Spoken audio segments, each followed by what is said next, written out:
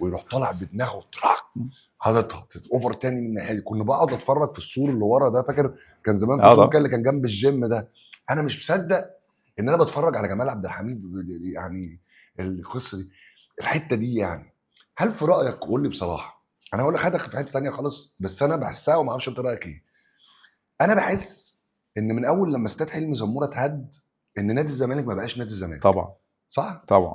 هل نفسك الاستاد ده يتبني تاني؟ في حته اتكسرت عندنا يا غدا، حته حاجه كده جواك ان وبعدين كانت ميزه للفرقه ان المدرج ممكن يتملي. المدرج موجود. اه فالناس زمان انت حضرت كانت بتتفرج على التمرين، امم فاللعيبه ما بتتمرنش كويس هم شايفين، فانت بتتمرن غصب عنك.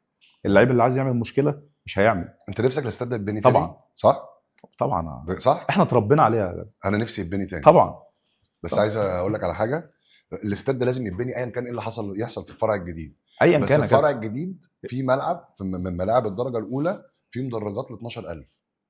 دي ميزه، مدرجات محترمه بكراسي. بس احنا الملعب ده لازم يتبني تاني، لازم يتبني تاني لان دي الهويه بتاعتنا. انت بتطالب ان احنا ملعب حلمي طبعا زموره احنا اتربينا عليها.